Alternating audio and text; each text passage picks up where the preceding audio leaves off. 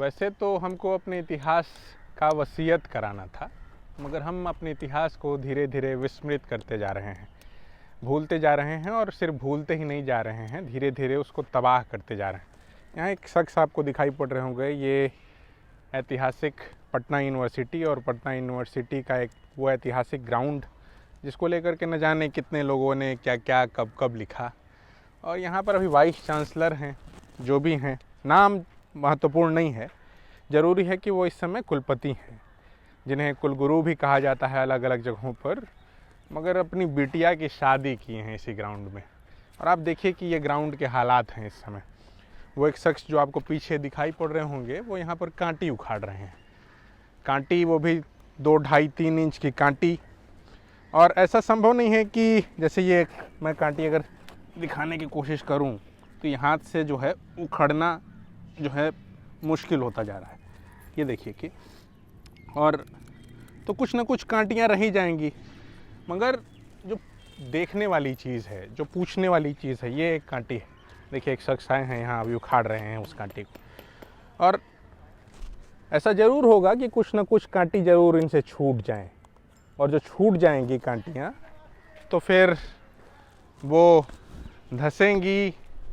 जो यहाँ पर छात्र आते हैं, जो यहाँ पर तैयारी करने वाले, दौड़ने वाले, क्रिकेट खेलने वाले तमाम नौजवान यहाँ के छात्र, और वो कांटी धंस रही है हमारे इतिहास पर भी, वो कांटी धंस रही है हमारे वसीयत पर भी।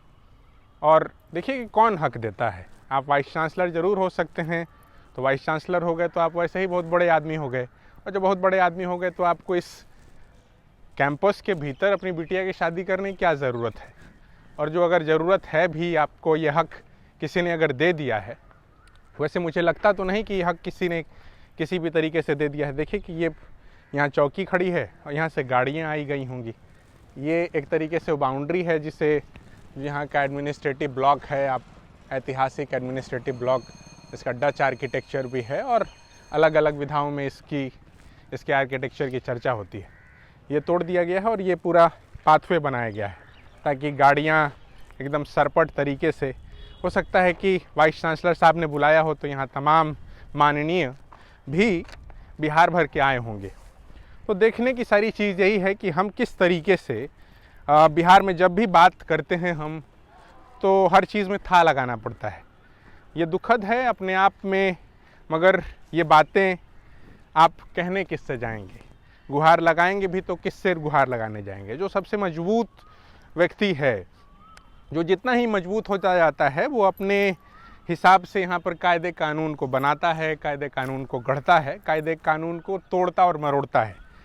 उसकी जिम्मेदारी हालांकि समाज के प्रति कहीं और ज़्यादा होती है, मगर वो कम से कमतर होती जाती है। यही एक चीज़ आप देखिए कि कैसे चारों तरफ ये हरी और लाल जो कालीनें हैं बिछी हुई हैं, अभी हालांकि मोड़ दी गई हैं, ये बिछी होंगी और यहाँ तमाम वीआईपीज़ आए होंगे, और यही सारी चीज़ें हैं।